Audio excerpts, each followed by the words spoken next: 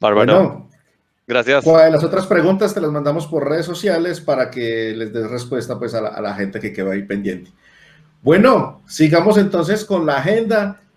Ya saben, redes sociales, el hashtag DragonHarcon. Nosotros no sabemos qué tanto lo están viviendo ustedes allá, pero nos gustaría saber cómo lo están viviendo, cómo lo están disfrutando en compañía de su familia, de sus hijos, de sus hijas, en grupo. Sí, recuerden que tenemos que cuidarnos, usar el barbijo, tapabocas, mascarilla, como ustedes le digan, porque el año entrante queremos volver a hacer, pero estar todos juntos. Queremos reunirnos nuevamente y para eso tenemos que tener las medidas y cuidarnos y cuidar a nuestra gente y que seamos responsables con todo este tema que está pasando en este momento en el mundo. Bueno, yo creo que le damos el paso creo que Jaime está por acá, ya dijo, ya quiero entrar otra vez a cámara, los voy a saludar un rato o algo así, si no estoy mal. Jacob. Eso, por acá. Hola, ¿cómo ¿Listo, están? Jaime? Acá todos pasamos al relevo. Esto está totalmente programado, no hay nada de improvisación. Ustedes creen que esto es improvisación, pero no. Si lo están notando, comenten con el hashtag DragonHarcon y ahí van a encontrar toda la información. Nuestra siguiente conferencia es del español Joel Serna. Él ha estado trabajando mucho con el tema de hardware hacking. Nos va a presentar una charla muy interesante, muy relacionado con estos temas y también con temas de alarmas de seguridad y todo este tipo de cosas. Pasamos entonces con Joel. Recuerden que el espacio de preguntas es muy importante. Vamos a tratar de hacerlo siempre con todas las charlas. Nuestros patrocinadores, visítenos en redes, díganle que gracias por hacer posible este evento, porque realmente esto tiene mucho trabajo detrás. Esto no es algo que se planea en una semana, tiene meses de trabajo y gracias a ellos es posible hacer todo esto. Entonces, sin más dilación, los dejo con Joel. Joel, ¿estás ahí? Buenos días a todos. Bienvenidos a esta charla. Lo primero, pedir disculpas a la organización, bueno, tanto a la organización como a vosotros, por el simple hecho de que los días que se realiza el Congreso DragonHeart no voy a poder estar disponible para conectarme vía streaming. Entonces esta charla está siendo grabada una semana antes, que cuando esté terminada le pasaré el vídeo a la organización y podréis verla sin problema en el día correspondiente y poder llegar a comprender y entender la parte de desarrollo de dispositivos. Al final esta charla no tenía pensado darla hasta dentro de bastante tiempo, por el simple hecho de que el dispositivo que vamos a ver, tanto su desarrollo como las funciones que tiene, etcétera, no está del todo acabado. Ahora mismo existe un dispositivo bastante funcional, que es lo que vamos a estar viendo en esta charla, y al final, cuando Jaime, el organizador de DragonHeart, vino aquí a España, pues estuvimos un fin de semana de conociéndonos. Nosotros nos habíamos conocido ya desde hace tiempo vía Twitter, etcétera, pero cuando él vino, pues aprovechamos y nos conocimos en persona y pues estuvo viendo mis dispositivos, los dispositivos que hemos estado creando durante estos 2 últimos años, y le moló la idea. Entonces ya me dijo, pues podrías presentar esto para la próxima edición de DragonHeart. Y pues al final, entre todo esto del COVID y tal, pues al final es un evento que se ha tenido que hacer online y más me hubiese gustado poder estar allí en Manizales haciendo lo que es el evento, pero bueno, al final esto es ciberseguridad, esto se puede hacer mediante un ordenador y se puede grabar los vídeos estupendamente y al final las charlas van a tener la misma calidad que hacerlo directamente. Bueno, para quien no sepa quién soy, yo soy Joel Serna Moreno. Actualmente trabajo como Security Analyst en Deloitte España.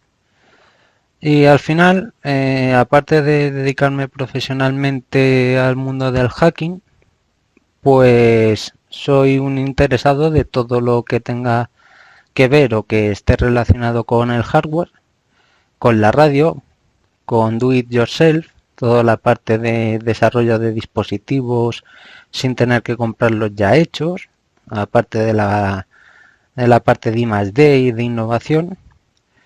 Y al final, pues todo lo que voy haciendo, pues lo suelo ir publicando en tanto en mi GitHub como en Twitter. Y si saco algún tiempo y tengo algún sitio donde poder escribir, como es en el caso de HackerWay, que es un blog de seguridad informática, que por allí, por Colombia y todo eso, en teoría, y creo que es bastante conocido, pues voy escribiendo cosillas por aquí.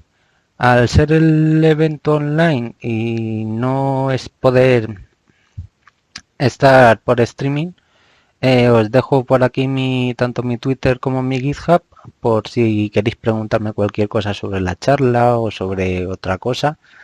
Podéis escribirme fácilmente y yo os contestaré en la menor brevedad posible. Al final, quiero siempre es bueno meter un disclaimer del hecho de que toda la parte de hacking puede ser bastante peligrosa según los actos que tengamos con ella. Entonces, solo comentaros que ni tanto Dragonheart como yo nos hacemos responsables del mal uso que le podáis dar a la formación que os estamos dando, tanto yo como otros profesionales que están este año en este congreso, y que tenéis que ser buenos.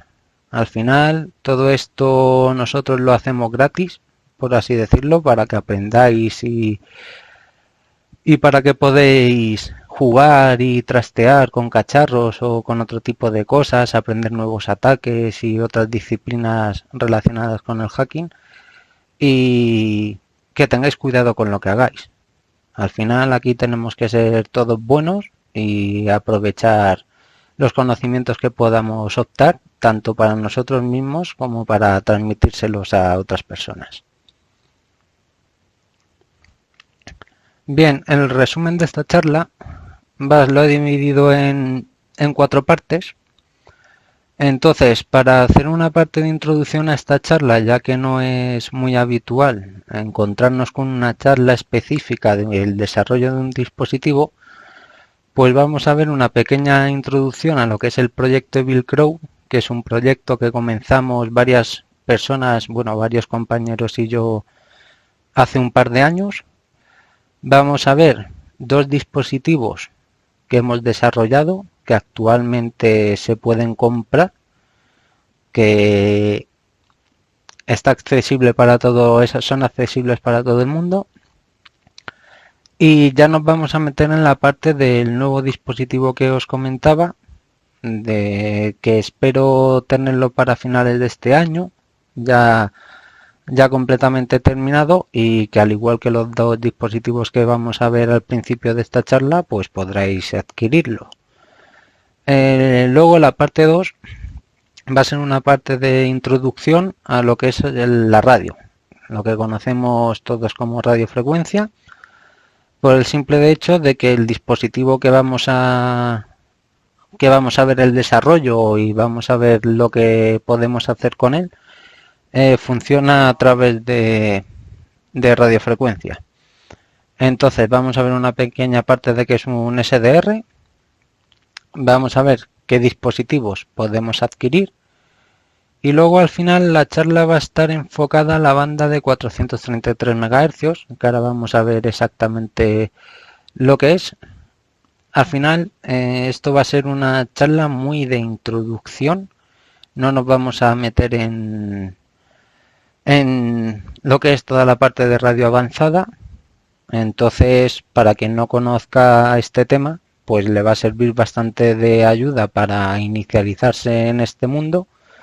Y luego los que ya sí que llevéis bastante tiempo en este mundo de radio, pues algo nuevo siempre se saca de lo que no sabemos. Para la parte 3, pues al final vamos a hacer un análisis muy básico de una señal conocida, que ahora vamos a ver qué tipo de señal es, y vamos a realizarle ataques. La idea, para que la charla lleve un guión y no sea un cacao mental de ahora estamos viendo esto y de golpe de porrazo nos cambiamos a la otro, vamos a hacer el ataque sobre un objetivo que vamos a ver cuál es. No vamos a hacer ataques genéricos, sino vamos a atacar a un dispositivo. La idea es analizar qué es lo que está transmitiendo ese dispositivo y al final vamos a hacer un ataque de replay, que para los que no sepan lo que es un ataque de replay lo veremos más adelante. Y por último vamos a ver toda la parte de desarrollar un dispositivo de muy bajo coste para poder realizar exactamente este mismo de ataques, donde entra la parte de empezar haciendo una prueba de concepto para ver que funcione, luego la parte de diseño de PCB, pedir la parte de fabricación y pedir los primeros prototipos para prueba, y al final las mejoras del dispositivo, que esta parte ya entraría desde hoy mismo hasta finales de este año, con lo que lleguemos a tardar de que implementemos en la parte final del dispositivo. Bien, al final el proyecto Bill Crow nació más o menos sobre hace 2 años y la idea es que nos juntamos 3-4 personas. Somos actualmente que solemos estar desarrollando este tipo de dispositivos, que al final que quien quiera aportar cosas, ideas, etcétera, es bienvenido. Nadie se le rechaza ningún tipo de ayuda. ¿Por qué? Al final lo que nosotros estamos buscando es desarrollar dispositivos para hacking, lo que es sobre todo para ya no ciberseguridad en general, sino la parte de ataque, la parte de realizar ataques en lo que es en el mundo del hacking, a un precio muy barato. Al final los dispositivos, he tenido bastante suerte de poder conocer a personas que piensan al igual que yo. Al final el hardware es libre, entonces tenemos que buscar que todos aprendamos con esto, etcétera. Entonces al final, si compráis algún dispositivo de los que solemos estar haciendo, al final tenéis que tener en cuenta que vosotros solo vais a estar pagando el coste del hardware, de los componentes electrónicos que tiene el dispositivo y los costes que tiene la fabricación y la distribución. Al final esto lo hacemos en nuestro tiempo libre y cada uno tenemos nuestro trabajo, entonces no podemos estar dando soporte completo siempre cuando hay algún error o lo que sea, porque al final es eso, estáis pagando el hardware. Esto es para aprender y para que os forméis vosotros, y siempre se da algún código de ejemplo, algún código funcional para que podáis empezar a utilizar los dispositivos, pero a raíz de ahí sí que es verdad que esto es como todo. Nosotros podemos ayudar en gran parte de cuando saquemos tiempo libre, pero si queréis implementar nuevas funciones o queréis hacer otro tipo de cosas, pues os tendréis que buscar un poquito la vida, como hemos hecho todos. Al final esto empezó, la idea de hacer dispositivos ofensivos, sobre todo los dos que vamos a ver, empezó ya hace muchos años, en plan entre 4 o 5 años empezó. Tanto Ernesto Sánchez, como yo, llevamos mucho tiempo jugando con el tema de dispositivos Baz USB o dispositivos keyloggers. Entonces, hace unos 3 años y medio o así, ya después de llevar ya bastantes años en esta rama del hacking, del hardware y tal, pues nos dio por preparar lo que fue una charla que al final se ha dado en bastantes congresos de ciberseguridad en España, de la parte de troyanizar hardware, la parte de modificar un periférico que utilizamos todos los días, como puede ser un ratón, o como puede ser un teclado, o como puede ser un cargador de móvil, o incluso el propio cable de móvil, para convertirlo en un dispositivo malicioso, un dispositivo que sea para atacar a un objetivo, etcétera. Esto nació porque ya desde hace muchos años hay un montón de noticias y de investigaciones sobre dispositivos Baz USB y tal, que al final se asignan a lo que son únicamente los pendrives. Al final la mayoría de las personas ya van teniendo, ya se empiezan a mentalizar de que los pendrive pueden contener malware y al conectarlo en un equipo nuestro, pues podemos llegar a infectarnos. Pero nunca se sospecha de un ratón o de un cable de móvil o de un cargador o etcétera, de lo que son dispositivos USB periféricos que utilizamos todos los días. Entonces en la parte de hay que desconfiar, ¿no? Hay que desconfiar de todo lo que conectemos a nuestro ordenador y no tendríamos que ir a lo loco, ¿vale? Hay un montón de investigaciones de que han tirado un montón de pendrives en una universidad y la mayor parte de ellos, más del 90% fueron conectados, no llegan a las 8 horas desde que fueron lanzados, etcétera. Entonces os dejo aquí un artículo, bueno, un artículo más que un artículo, es una entrevista que nos hicieron en el Confidencial, donde aquí explicamos más específicamente la parte de troyanizar hardware. ¿Cómo funciona esto?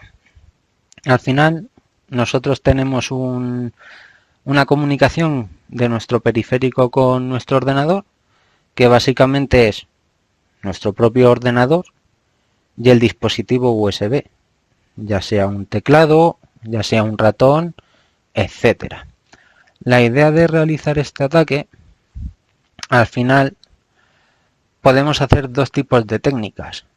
La primera sería hacer un man in the middle a través de hardware, donde entre el ordenador y nuestro periférico, o el periférico que queramos troyanizar, vamos a poner nuestro dispositivo malicioso, que al final nuestro dispositivo malicioso puede ser un microcontrolador programable, puede ser una tarjeta micro SD o con un módulo Wi-Fi, o puede ser lo que nosotros queramos. Al final tenemos que tener en cuenta de que al final el ataque lo realizamos nosotros y según el tipo de ataque que queramos hacer, pues necesitaremos utilizar un tipo de hardware o otro.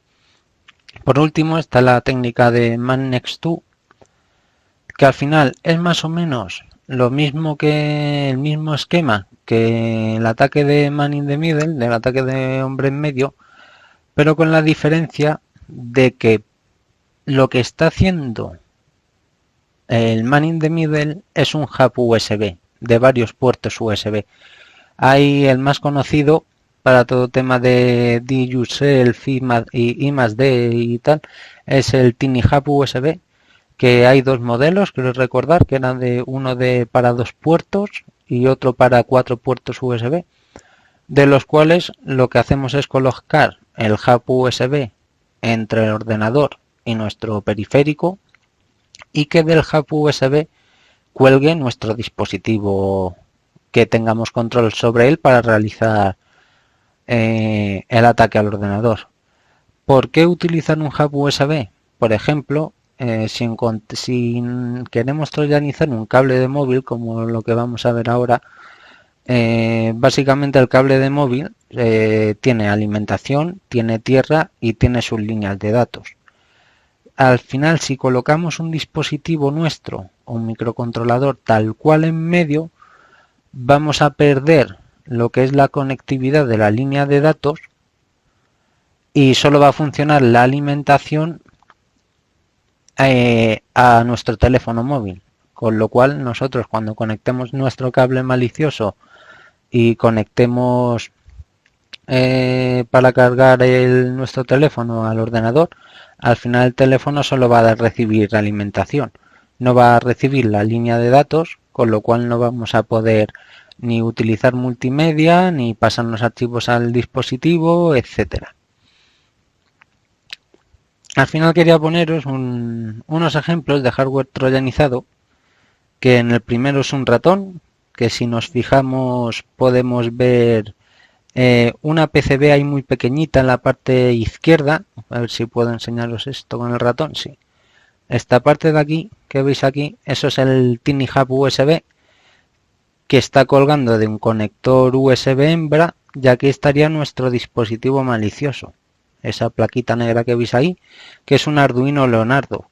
Con esto lo que hacemos es que el ratón va a seguir funcionando normal y corriente, porque no estamos haciendo un man in the middle completo, sino que estamos colgando, nuestro dispositivo está colgando del hub USB y se va a poder utilizar el ratón normal y corriente, mientras que nosotros a través del Arduino vamos a poder ejecutar un ataque de bus USB, de inyección de teclas, etcétera. Luego, pues otro ejemplo, pues tenemos lo que es la típica nevera que compra mucha gente, en AliExpress o en tiendas chinas, para conectar vía USB al ordenador y poner una cerveza o una Coca-Cola a refrescar. Luego también troyanizamos un cargador de móvil con el dispositivo Fenix Ovipositor, que el dispositivo Fenix Ovipositor es un dispositivo comercial que es privado, que no lo puede comprar cualquier persona, que tiene bastantes funcionalidades. Puede inyectar teclas a modo de bus USB, es un keylogger de hardware y aparte permite ejecutar comandos ADB en un dispositivo móvil.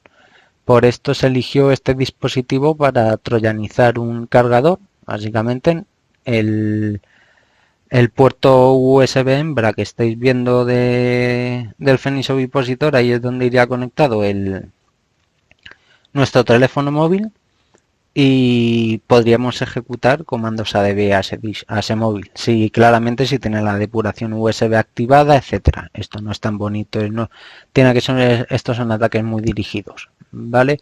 Luego también tenemos un conector, un adaptador mini PCI a USB, que esto lo podéis comprar en AliExpress. Creo que esto lo compramos en AliExpress, vale muy poco dinero y al final lo que veis conectado es un DJ Spark, que hace las mismas funcionalidades que un Arduino Leonardo con una Mega 32U4 en la parte de ejecutar comandos en un ordenador.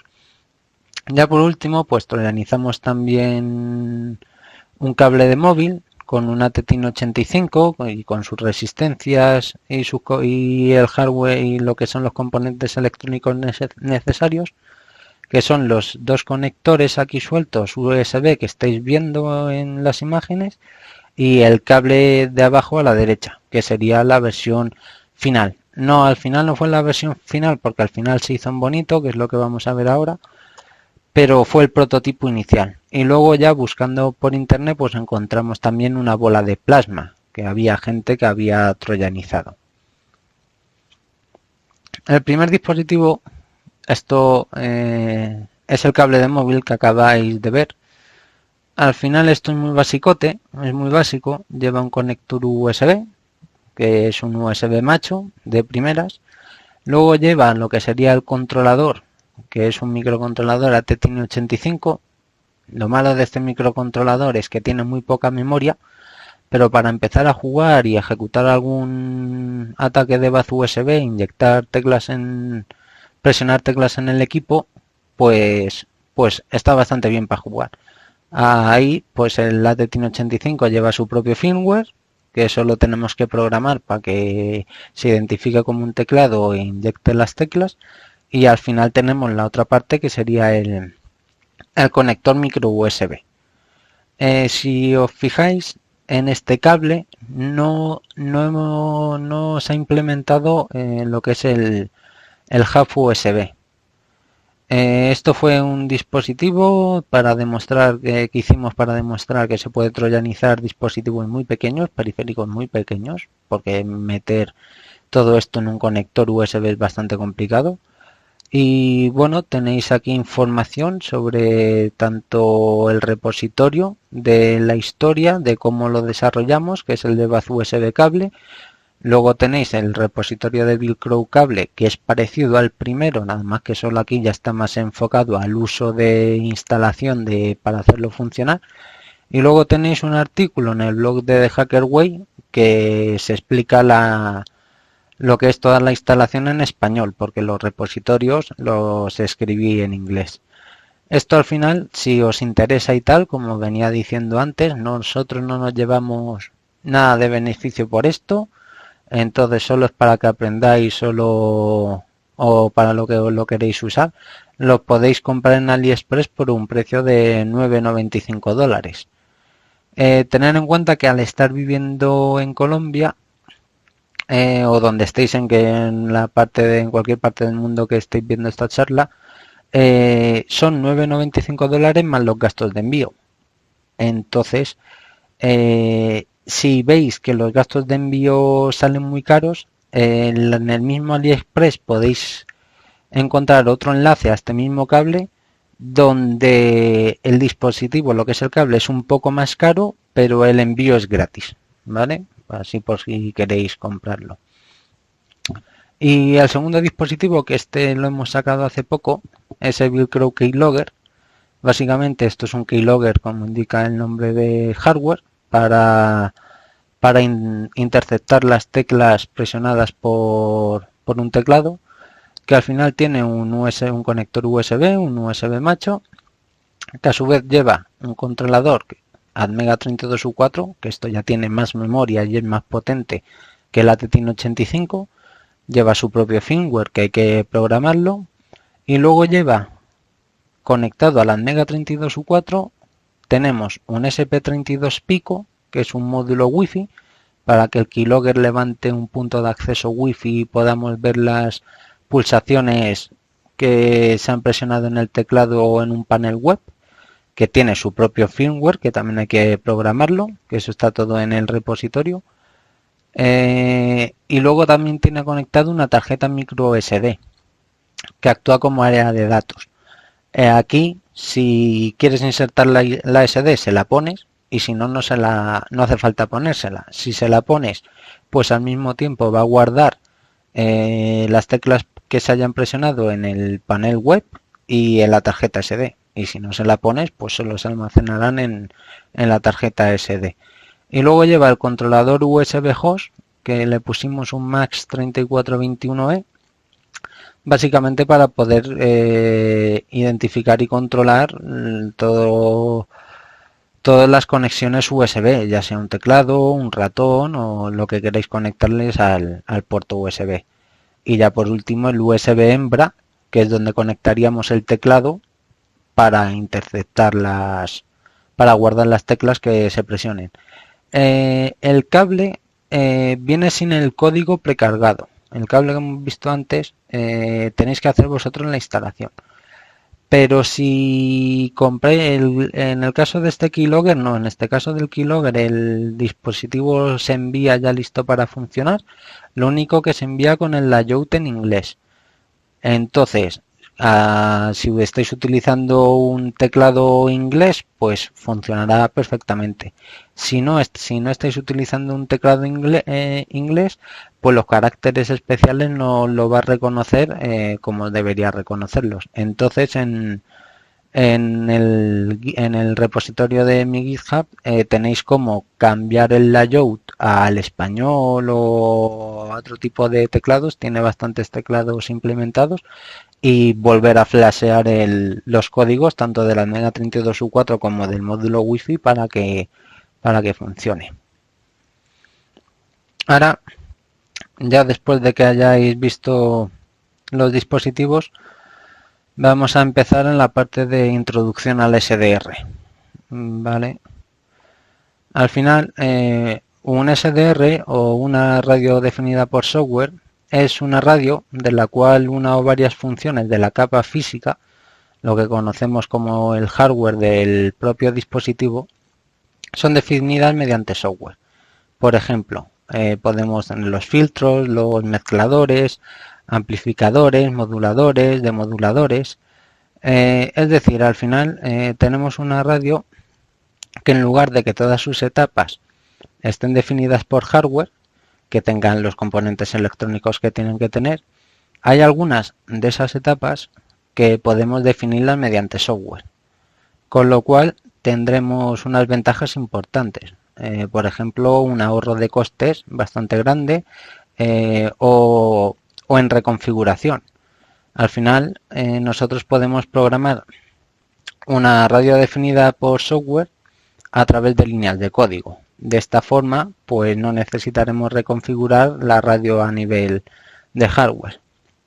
Al final, un SDR o lo que es un software definido de radio en inglés, pues al final puede ser un aparato que sea un ordenador equipado con una tarjeta de sonido o un receptor TDT o cualquier otro conversor analógico digital que al final que preceda que tenga de algún adaptador de radiofrecuencia.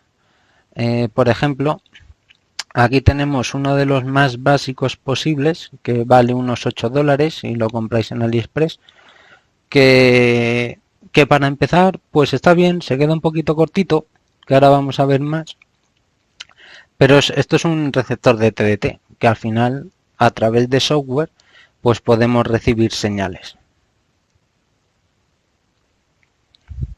Al final, ¿qué podemos decir que es un SDR exactamente? Pues un SDR en realidad es una radio en la cual hay algunas etapas, como he dicho antes, que están definidas por software, pero si realmente buscamos los esquemas, podemos encontrar este pequeño esquema genérico de lo que sería una radio definida por software. Básicamente podemos ver en este esquema podemos ver varias etapas muy generales. Sí que es cierto que sí que existen SDRs de varias generaciones, tanto de primera generación como de segunda generación y de tercera generación, que al final pueden variar en estas etapas. Esto al final es un esquema muy basiquito, que es fácil de entender, pero finalmente estos se dividen como bien hemos dicho, en unas etapas bastante claras, que serían, muy resumidamente, primero la toma de muestra, lo que denominamos el muestreo. Luego se le da un valor digital a cada muestra, que se denomina cuantificación, y finalmente de alguna forma se estandariza para codificar la señal. Normalmente todas estas etapas suceden en un solo circuito, pero en algunos SDRs de otras generaciones se utilizan tarjetas de sonido y diferentes configuraciones para hacer esto. Pero al final, básicamente, como se puede ver en la imagen, es un diagrama bastante sencillo en el que nos entra una señal por la antena, donde después ya empezaremos a tener las fases, como por ejemplo la fase de muestreo, cuantificación y la de decodificación de la señal. Entonces, cuando alguien quiere empezar en radio, la pregunta más habitual es ¿qué SDR me compro? Posiblemente la pregunta no tenga que ser esa, más bien se puede plantear mejor como ¿qué quiero hacer exactamente? ¿Quiero recibir señales en general porque todavía no sé qué quiero hacer con esto? ¿O si quiero emitir? O ya que tenemos que saber, al final tenemos que saber que hay dos grandes bloques. Los SDR que solo reciben, que solo pueden recibir señales, y los SDR que transmiten o los SDRs que tanto reciben como transmiten. También tenemos que ver que si queremos recibir alguna banda determinada, por ejemplo, que nos interese mucho recibir onda corta, o si queremos hacer un uso profesional. uno que sería un uso más avanzado del SDR. O por ejemplo, si nos dedicamos a la investigación de comunicaciones de redes móviles, como por ejemplo puede ser GSM o LTE, para levantar una estación base o para hacer análisis, analizar lo que es el tráfico, pues tenemos otros dispositivos específicos que son específicos para ello. Al final, lo que nos tenemos que preguntar y ver antes de comprar, que al final, si nos picamos a esto de la radio, al final vamos a acabar con Diógenes y vamos a empezar a comprar cacharros y más cacharros. Nuestro SDR necesitamos que cumpla las características que estemos buscando. Al final, resumidamente, si no tenemos muy claro lo que queremos hacer, lo mejor es comprar un SDR general, un receptor básico, si no nos queremos gastar mucho dinero, para ver qué podemos hacer y empezar a recibir algunas señales.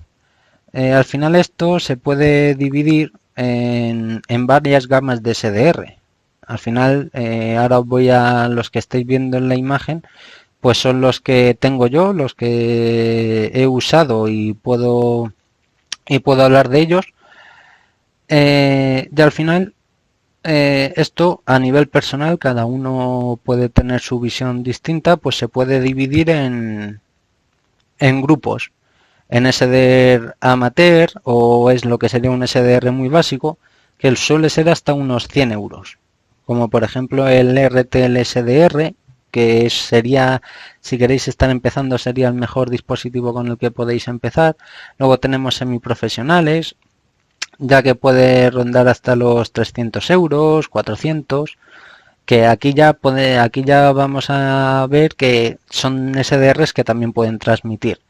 Y luego ya la parte de SDR profesional, que puede llegar hasta los 2.000 euros o incluso más, como puede ser USRP, que esto ya son dispositivos profesionales que valen más dinero.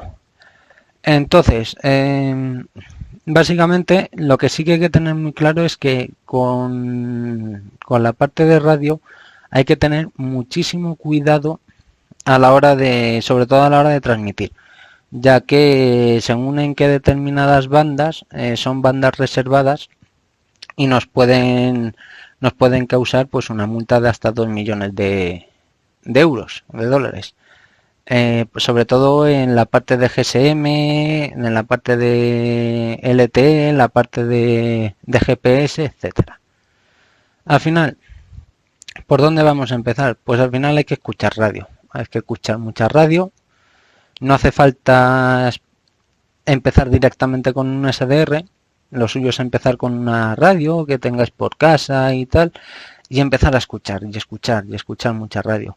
Al final yo os pongo este ejemplo, que es una XH Data, es exactamente el modelo D808, que me la recomendó David Marugán hace Radio Hacking hace mucho tiempo y la compré. Es una radio de onda corta que también, que por curiosidad también tiene lo que es la parte de banda aérea, y es una radio que vale unos 80 dólares, que a ver, puede ser un poco, a lo mejor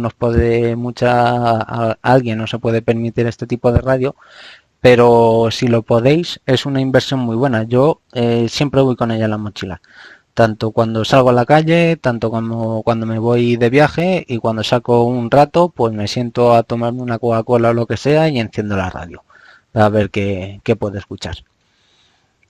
Al final, esto ha sido una introducción para que entendáis lo que viene ahora de la charla.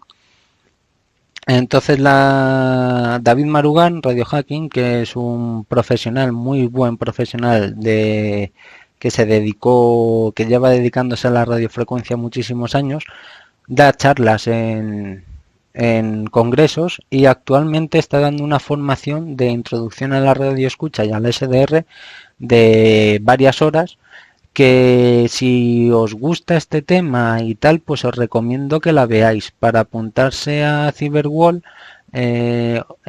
había plazas específicas, y si conseguisteis alguna plaza, pues veréis su formación y si no, tarde o temprano en la organización de Cyberwall subirá los vídeos a YouTube.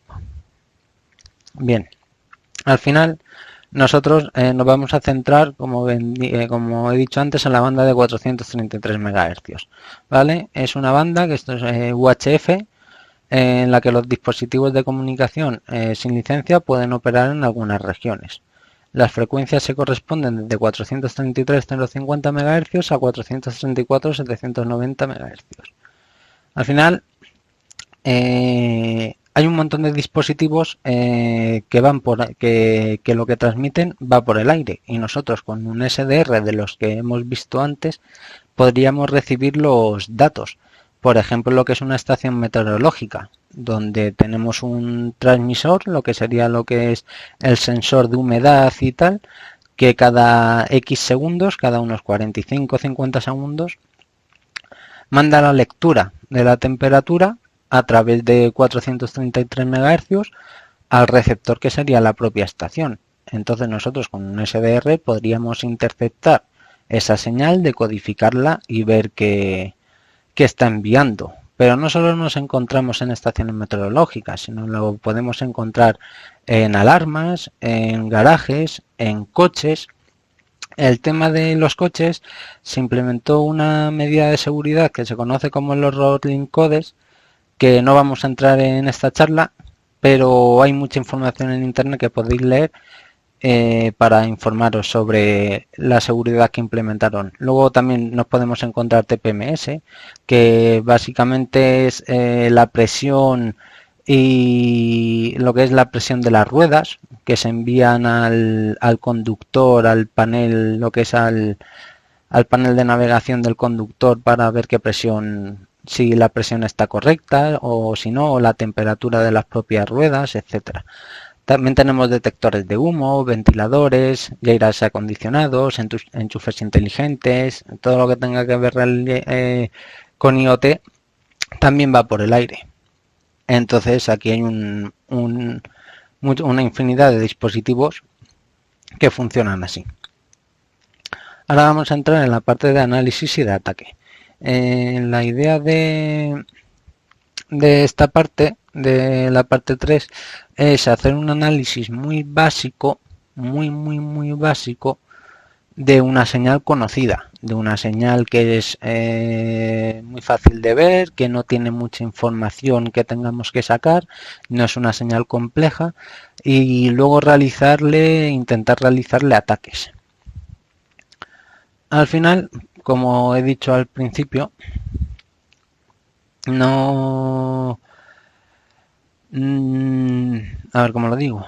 No quiero que esto sea un desorden, entonces vamos a atacar directamente una alarma doméstica, ¿vale? Una alarma de las que podemos tener en casa.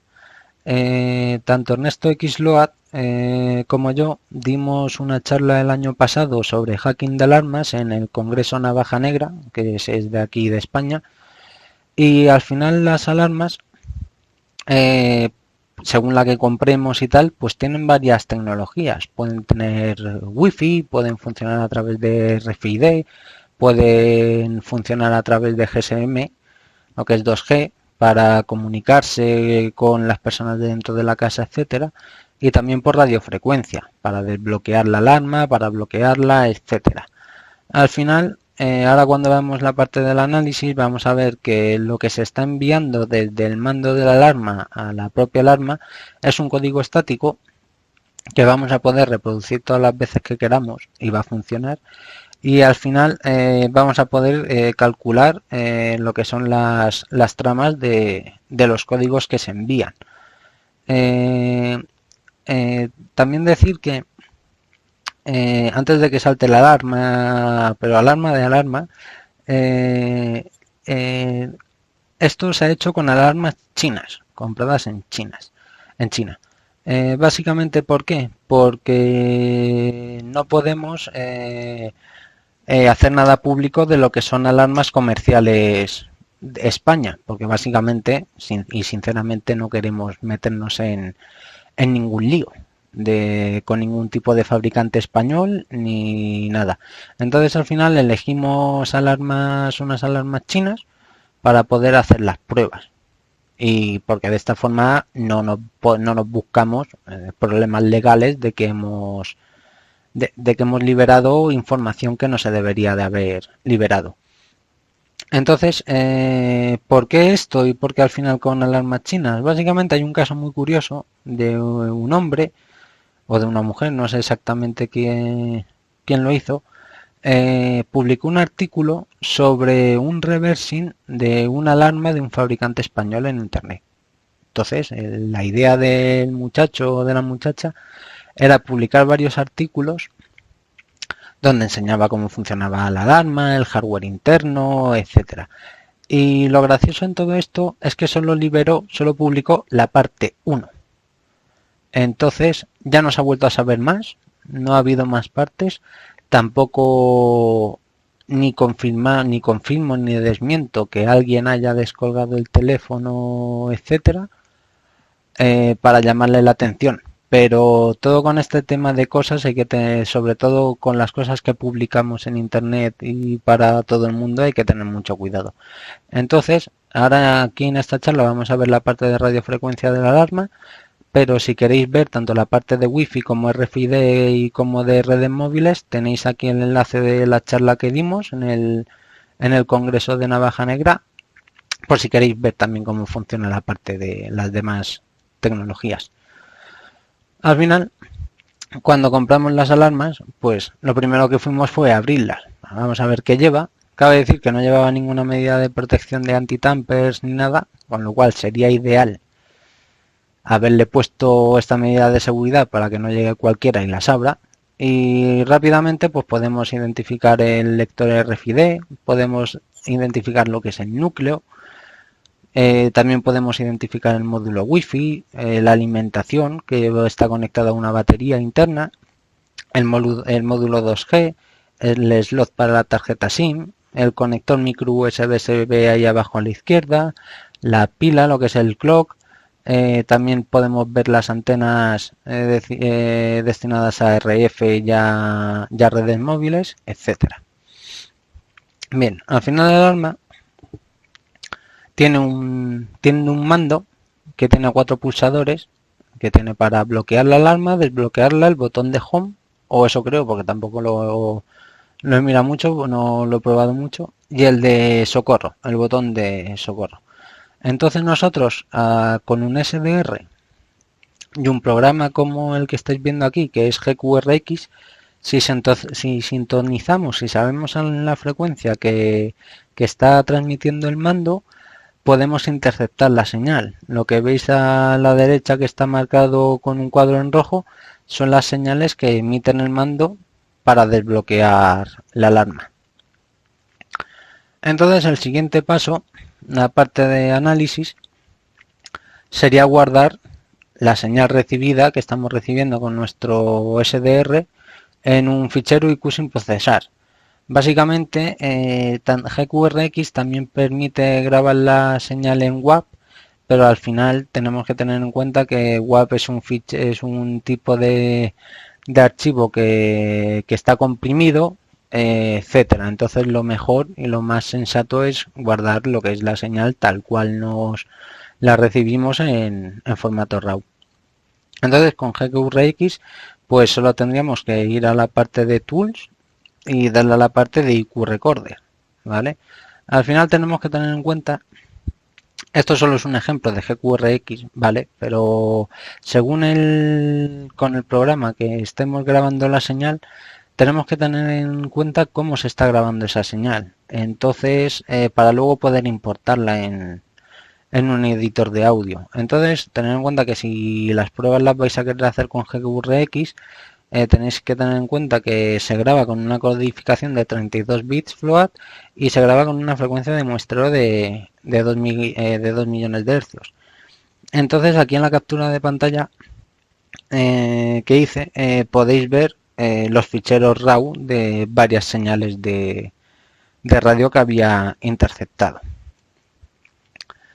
Una vez que hemos grabado la señal al final lo que tendremos que hacer es irnos a un programa que sea un editor de audio.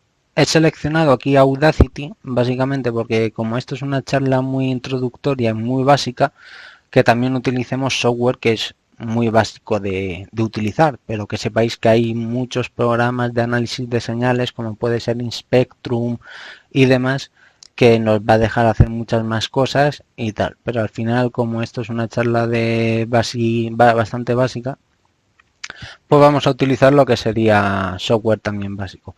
Al final, como venía diciendo, a la hora de importar la señal, pues tendremos que importarla exactamente como ha sido grabada, con la codificación de 32 bits float y con la frecuencia de muestreo que habíamos dicho. Entonces, cuando la abrimos, lo que veis en la captura de un log, esto es la señal que está transmitiendo el mando. Nosotros presionamos el botón de desbloquear la alarma del mando y empieza a enviar señal, hasta que lo soltamos.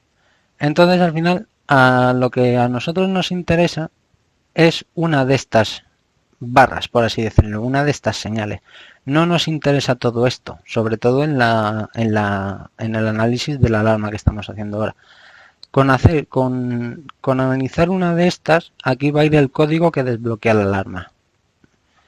Entonces, si la idea es que con el propio editor de audio hagamos zoom en ella. La captura que estáis viendo aquí abajo es esa barra que os había dicho que en la diapositiva anterior, nada más que solo haciéndole zoom. Aquí vendría ya la parte de mirar a ojo a ver qué tipo de modulación lleva o qué tipo de modulación tiene la señal.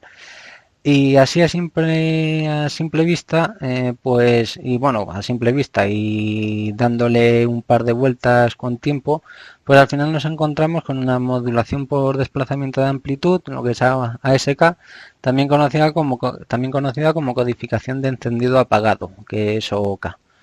Al final, en este tipo de señales hay dos formatos que se suelen utilizar, sobre todo en dispositivos así muy básicos, como es una alarma de los chinos o como es en una estación de meteorología, que se conoce como la modulación de ancho de pulso o PWM y la modulación de posición de pulso, que es PPM. Al final ambos codifican valores binarios, tanto ceros como unos, lo que es el binario de toda la vida, pero de manera diferente, según sea modulación de ancho de pulso o modulación de posición de pulso. Entonces, la modulación de ancho de pulso o PWM codifica los datos enviando un pulso corto y luego una pausa larga. O también puede ser que envíe un pulso largo y luego una pausa corta. Dependiendo del protocolo que se esté utilizando, pues uno significa lo que es un pulso, significa 1 y el otro 0. En cambio, en PPM, lo que es modulación de posición de pulso, se codifican los datos enviando un pulso de longitud fija y luego una pausa corta o una larga. Y aquí, a simple vista, para ver qué es exactamente el formato, pues podemos estar viendo que los pulsos no son de una longitud fija. Entonces ya podríamos estar descartando la opción de que sea una modulación de posición de pulso. También, si nos fijamos todavía más, podemos ver que se envían pulsos cortos, que lo podéis estar viendo al principio de la captura de la pantalla, y luego hay pausas largas entre ellos. Son unas pausas largas.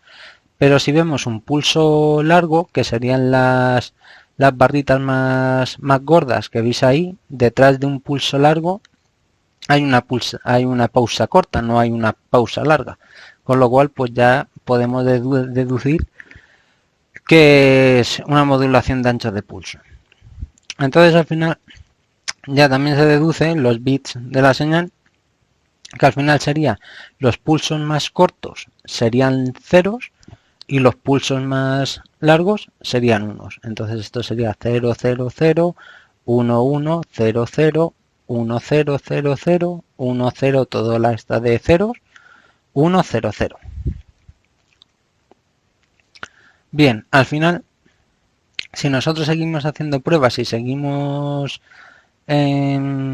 analizando, dándole al botón de transmitir, de desbloquear la alarma, pues vamos a ver que siempre se envía el mismo código. Y esto no tiene ningún tipo de cifrado ni va todo en plano. Con lo cual, si nosotros cogemos este código y lo volvemos a retransmitir después de haberlo interceptado con el SDR, pues podríamos desbloquear lo que es la alarma sin necesidad del mando. Al final, para continuar así un poquito con el análisis y ver algo más, al final lo que es el mando de la alarma, tenemos 4 pulsadores, ¿vale? Que sirven para bloquear la alarma, desbloquear la alarma, el botón de SOS y el botón de Home. Al final, si nosotros interceptamos estas 4 señales de estos 4 pulsadores y las traducimos a binario, utilizando la modulación que se está utilizando, pues al final, si comparamos las 4 señales, nos vamos a dar cuenta que lo único que cambia es el tercer byte de cada señal, que en la de log acaba en 001, en la de unlock acaba en 010, en la de SOS acaba en 100 y en la de home acaba en 1000. Esto se puede calcular, o sea, esto es bastante predecible, y entonces ya solo con interceptar 2 señales distintas del pulsador de la alarma, pues fácilmente, viendo las diferencias que tienen estas dos, por ejemplo, si interceptamos la señal de bloqueo de la alarma y la señal de desbloqueo, pues muy fácilmente, viendo sus diferencias, podríamos sacar lo que es la señal de SOS y la señal de home. Y al final, el último bit que veis ahí, que es un 0, pues al final suele ser un bit de paridad o un bit de apagado, un bit de que se ha terminado la transmisión. Entonces, ya al final, cuando ya hemos hecho un análisis básico de la señal, pues al final podemos coger un SDR, como puede ser un HackRF, que es tanto receptor como transmisor, y podemos hacer un ataque de replay de la señal. Entonces, en el esquema de la derecha, nosotros seríamos lo que es el atacante, que estaríamos con nuestro SDR esperando a que el transmisor, que sería el mando de la alarma, y la persona desbloquee la alarma, que sería enviar lo que es la señal al receptor. Nosotros la interceptaríamos. Entonces, con HackRF hay 2 comandos. Bueno, hay un comando que es de botón gordo para poder recibir y transmitir la señal. Ahí os he puesto la captura de pantalla de los comandos que sería para hacerlo, pero aquí venimos a jugar, así que vamos a ver un vídeo de demo.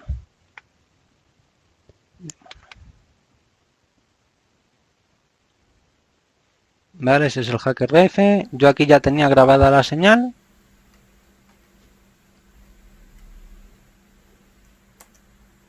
Y lo que hago es transmitirla desde el HackRF sin pulsar ningún pulsador. Entonces, para que veáis que el código siempre es el mismo, pues vuelvo a coger la señal y la vuelvo a transmitir. Vale. ¿Por qué lo tenía ya hecho así? Básicamente porque, como hemos visto, de que la señal del mando, cuando presionamos el mando, manda varias señales, lo suyo es que recortemos la señal del código que queremos y las demás las quitemos. Entonces ahora viene, bien, ya hemos conseguido hacer un replay de la alarma. Al final tenemos que tener en cuenta que el HackRF es un dispositivo bastante caro y vamos a suponer que no tenemos presupuesto para hacerlo. Pues vamos a hacer nuestro propio dispositivo. Al final tenemos el hardware que vamos a utilizar, va a ser un Arduino Nano, que son $4. Vamos a utilizar módulos básicos de radiofrecuencia para Arduino de 433 MHz. También hay otros que son los mismos módulos, pero de 300 MHz, pero vamos a utilizar los de 433, que son unos $2. Cables puente para conexiones, una breadboard para poder hacer todo el cableado y un pulsador que sería como cuando recibamos una señal, al presionar el pulsador se enviaría la misma señal. Y de software utilizaríamos la librería RCE Switch. Entonces en la captura de la derecha podéis ver códigos de un mando que tengo por aquí, de que utilizando esta librería y este tipo de hardware nosotros podemos decodificar, o sea, hacer el proceso que hemos hecho manualmente directamente con el Arduino y sacar lo que es el código que desbloquearía la alarma, etcétera, otro dispositivo que funcione igual. Al final esto es son conexiones muy sencillas. El Arduino Nano, lo que es el módulo de recepción de 433 MHz, lo que es la alimentación la conectamos al de 5 voltios del Arduino Nano. Lo que es la parte de datos la conectamos al pin digital 2, que es en la interrupción 0, y luego lo que es tierra. Y para el módulo de transmisión es lo mismo, nada más que solo para transmitir pues conectamos el pin de datos del transmisor al AD3. Entonces vamos a ver una demo de cómo se desbloquearía la alarma. No voy a enseñar lamentablemente lo que es el código para transmitirlo, porque aunque haya mucha información en internet sobre esto, de cómo hacerlo, etcétera, no me gusta, porque al final con esto se puede hacer maldades y no quiero que pase esto. Entonces podéis buscar información en internet de cómo se programaría esto para que funcione. Entonces vamos a ver la siguiente demo, que sería nuestro circuito montado.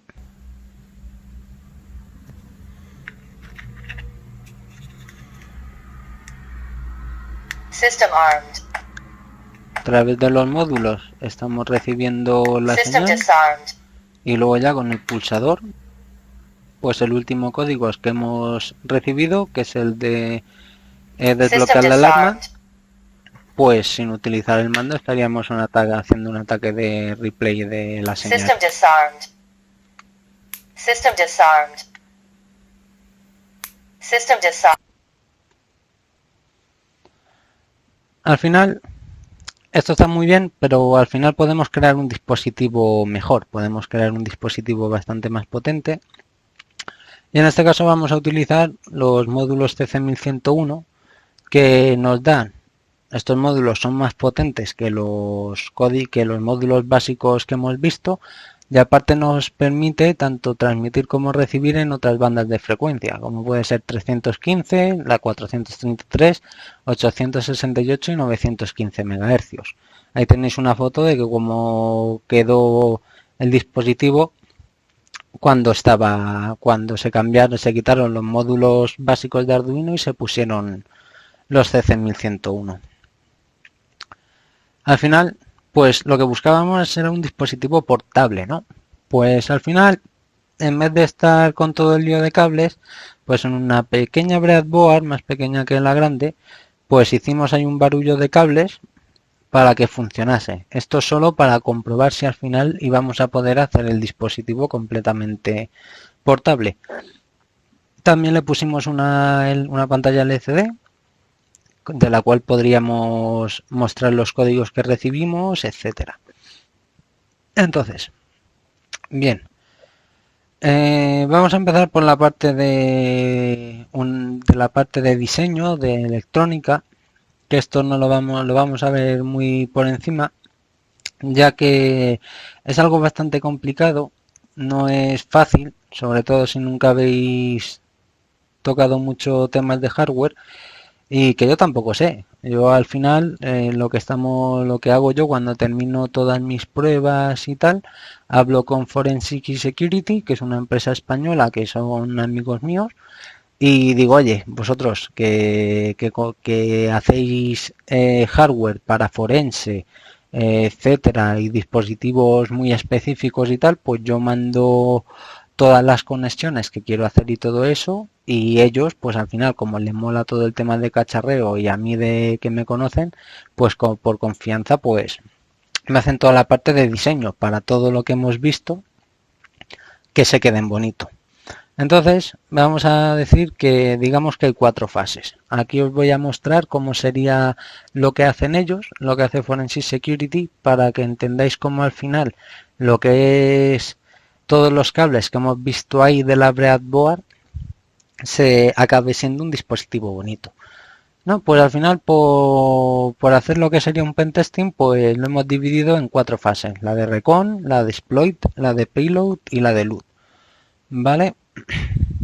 Entonces vamos a empezar por la parte de reconocimiento, que sería la toma de requisitos. Yo al final lo que hago es, una vez ya terminado mis pruebas y sé que todo funciona, le mando todo el tema de conexiones, el hardware que se necesita, etcétera. Entonces al final lo que ellos hacen es buscar información sobre los componentes que les he dicho, tanto en distribuidores y vendedores para comprarlos. También miran los datasheets, que son las hojas, los documentos de información de los dispositivos, porque nosotros en la breadboard que hemos visto antes con el Arduino y todo eso, el propio Arduino Nano ya está montado. Ahí ya está desarrollado, ahí tiene sus resistencias necesarias y toda su electrónica ahí puesta. Pero aquí no, para hacer un dispositivo de cero tendríamos que mirar qué resistencias y qué componentes electrónicos necesita el hardware que vamos a utilizar para hacerlo nosotros sobre una PCB. Entonces al final, pues últimamente pues estamos utilizando tanto de proveedores como DigiKey o LCSC para comprar todo el tema de hardware. Y al final, como estos son proyectos gratuitos que no nos llevamos dinero ni nada, pues también utilizamos software libre como puede ser ACEDA para hacer la parte de diseño. Vale, ¿qué hay que tener en cuenta a la hora de desarrollar un dispositivo? Pues tenemos que hacernos varias preguntas.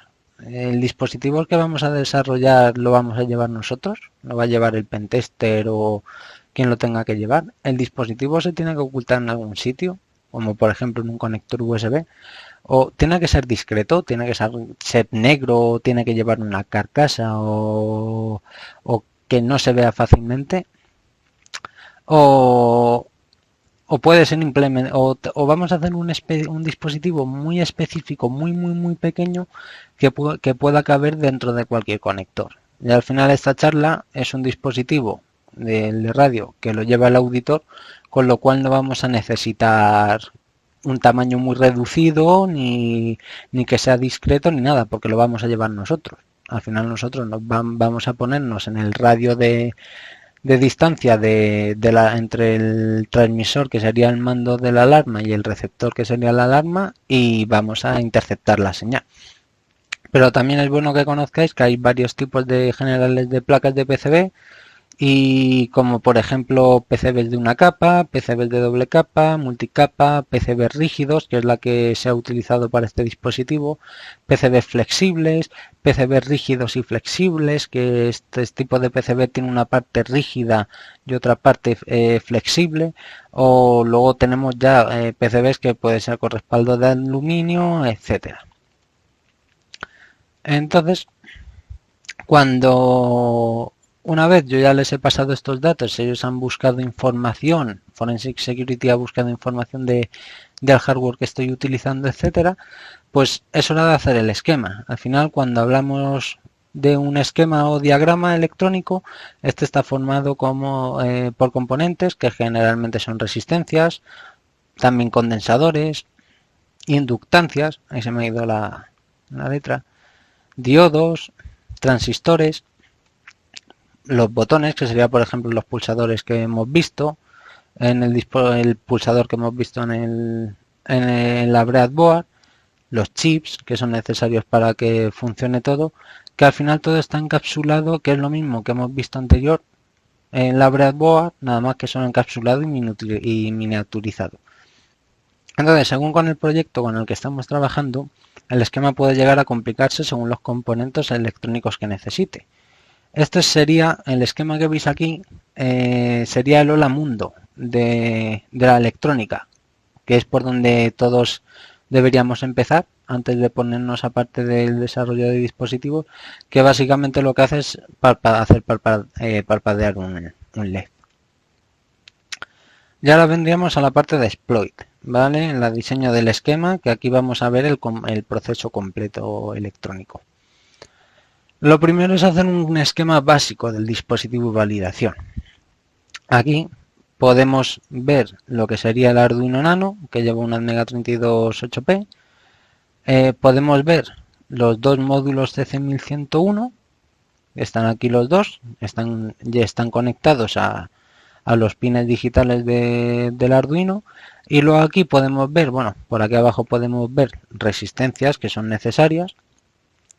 Y podemos ver aquí los dos pulsadores. De primeras, la breadboard que hemos visto antes llevaba solo un pulsador, pero para el esquema básico, pues al final Forensic puso dos pulsadores.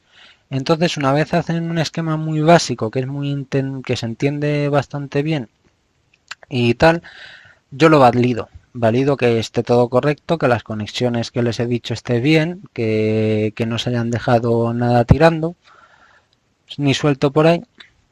Y entonces se pasa a la fase de cambios y correcciones. Si hay algún tipo de a la fase de cambios y correcciones. Si hay algún tipo de error o algo, pues tendrían que volver a mirar el diseño y el esquema y realizar los cambios que sean necesarios. O por ejemplo, si queremos añadir más hardware.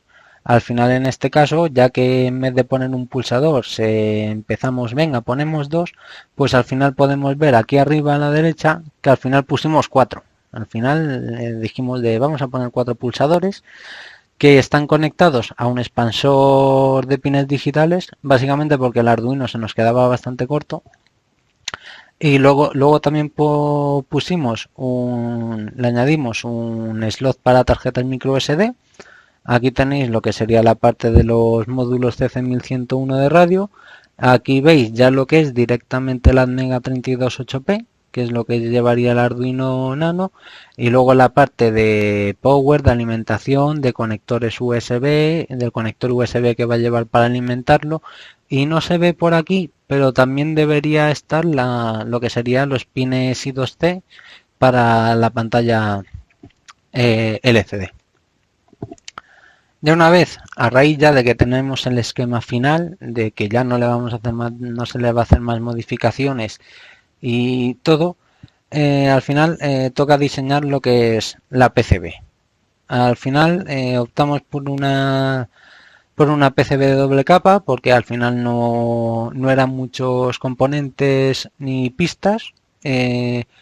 Y para hacer el diseño de la PCB, pues al principio lo que hizo Forensic fue meter los componentes en la PCB, que la PCB sería lo que es el borde morado. ¿Veis lo que es el borde morado? Pues se empieza a poner los componentes, que sería aquí abajo a la izquierda.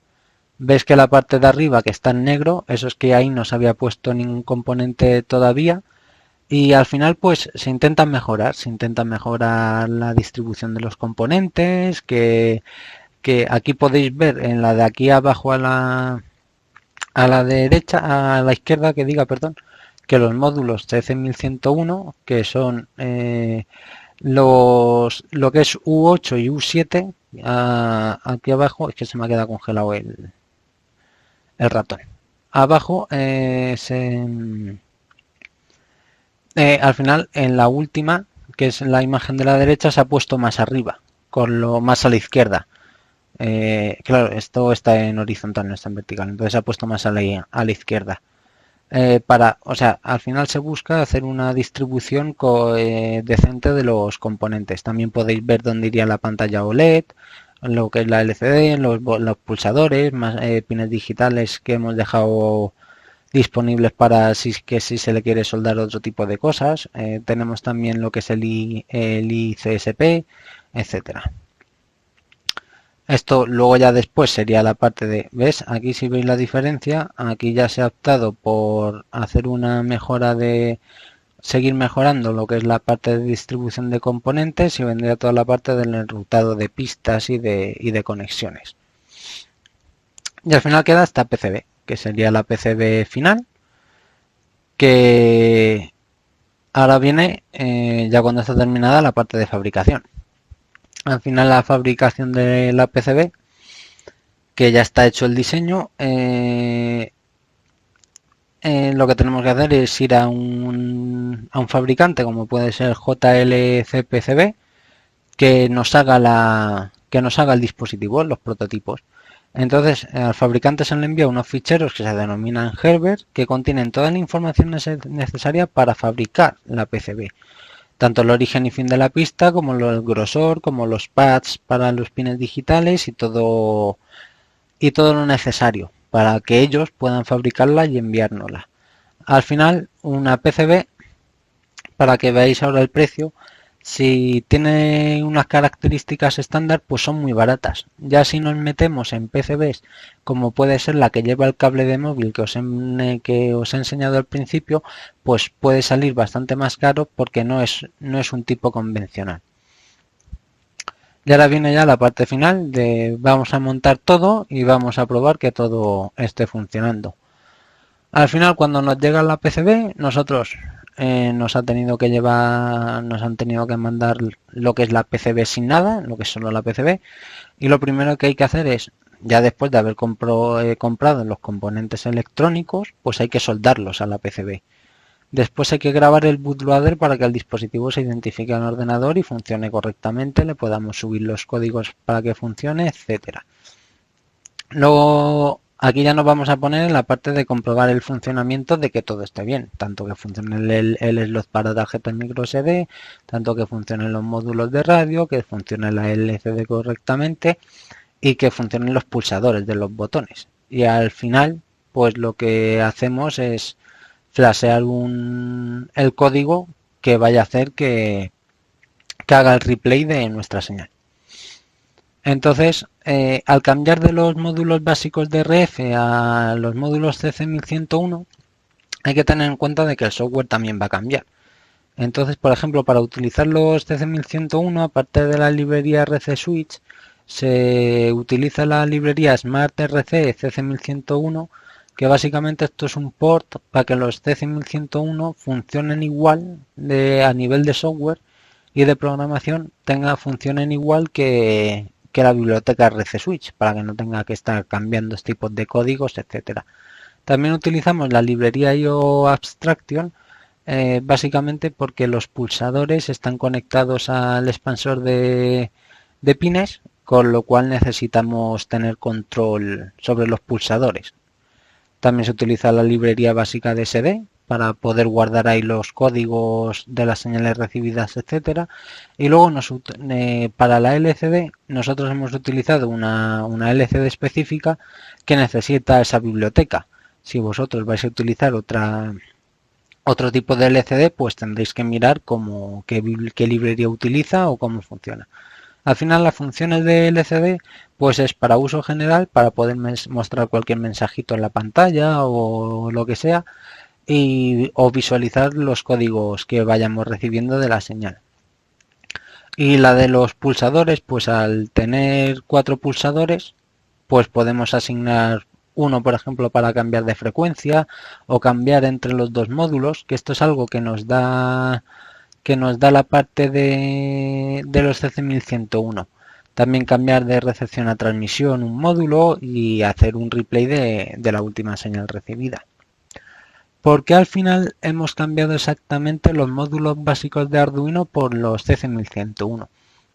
Básicamente, aparte de lo que os he comentado de que vamos a poder recibir y transmitir en más frecuencias, es primero porque son más avanzados. Estos módulos son más avanzados, son más potentes, y también los módulos básicos de RF, los de Arduino,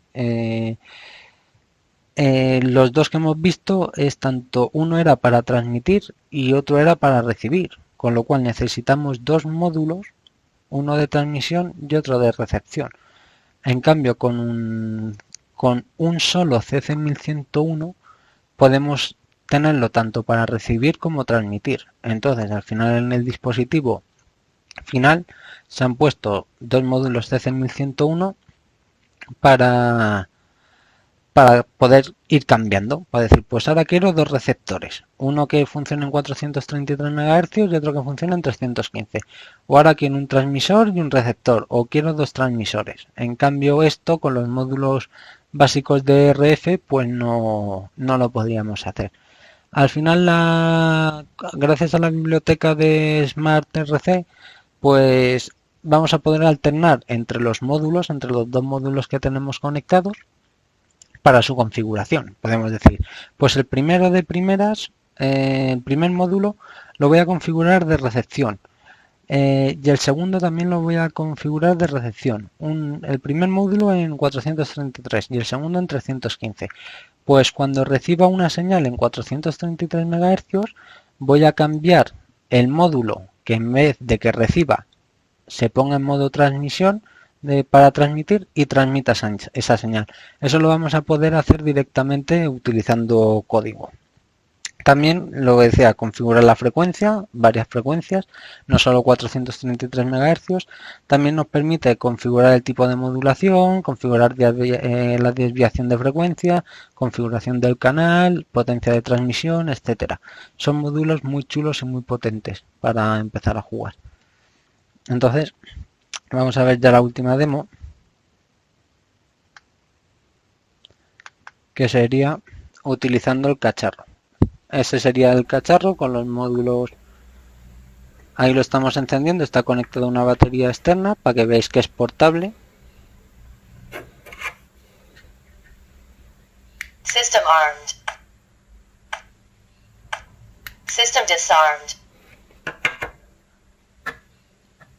System disarmed. Y estaríamos haciendo un ataque de replay completo de la señal. System disarmed.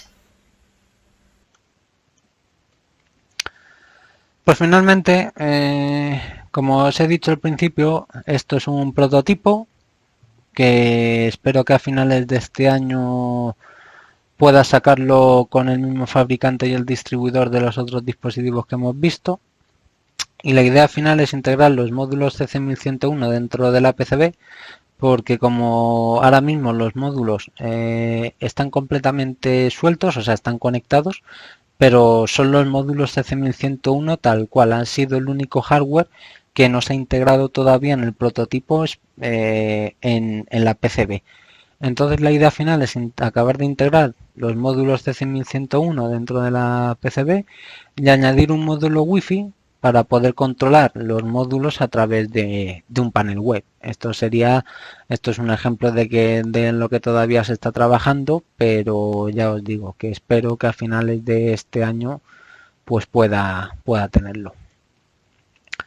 Y ya para terminar, pues agradecer a la organización Dragonheart por haberme invitado este año, al equipo I+D de Phoenix Intelligent y Security, ahí se me ha comido, por siempre echar una mano y ayudar, a Forensic Security por toda la parte del diseño de las PCBs de los dispositivos que vamos desarrollando y tal. Luego, y ya personalmente a Radio Hacking, a David Marugán, por echarme una mano con la parte de SDR de introducción de esta charla. Y a Ernesto Xloat y a Pedro Candel porque siempre han estado ahí, siempre han ayudado en todos estos temas y siempre han tenido alguna que otra participación en estos proyectos. Como esto no es online, como no estoy conectado por streaming, pues ahí volvéis a tener mi contacto por si tenéis alguna duda o queréis preguntarme cualquier cosa, podáis hacerlo fácilmente. Pues lo dicho, happy hacking.